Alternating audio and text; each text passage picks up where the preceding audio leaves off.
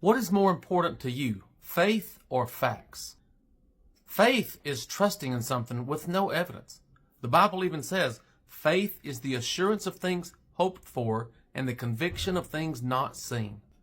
Religion values faith because they want you to believe without evidence. Jesus even said, "Blessed are those who believe and have not seen." Now, why would religion value faith instead of facts? I know why, and you do too. Because there is no evidence for the religions. In fact, all the evidence is against the religions. There is no evidence that there is an invisible man in the sky who hears your prayers and responds to your prayers. There is no evidence that God spoke to Moses or through Jesus or any other man to tell them what to expect when we die or how to live this life.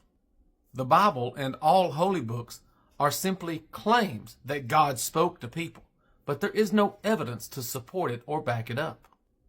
This is why they value faith. They want you to believe what they tell you to believe without evidence.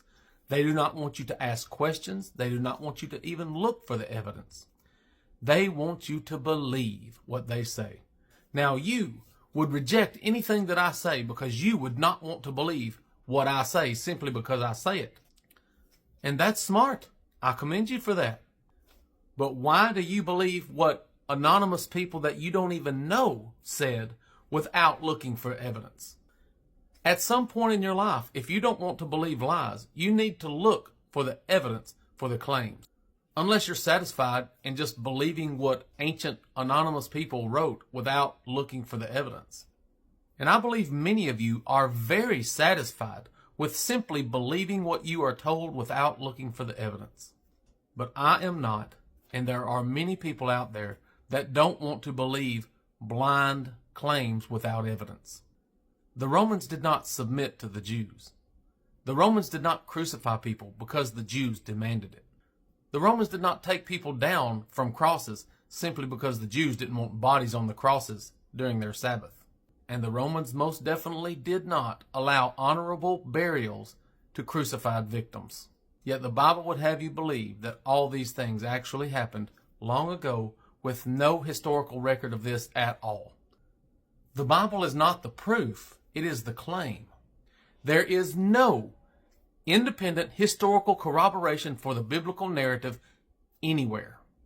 There's not a single person who wrote about Jesus in the entire first century.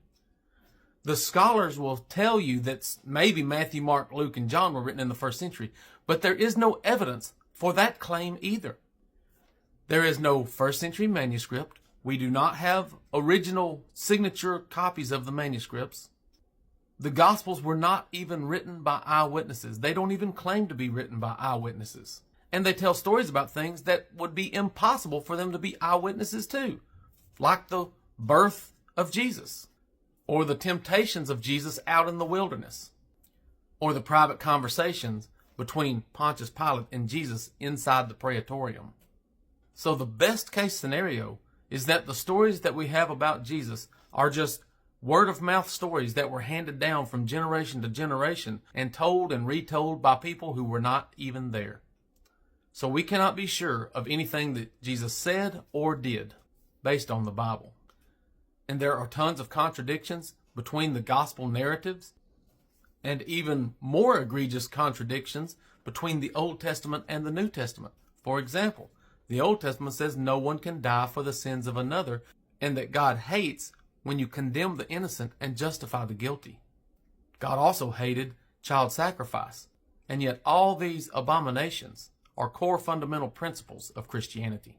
The Old Testament was written in the Hebrew language. The New Testament was written in the Greek language.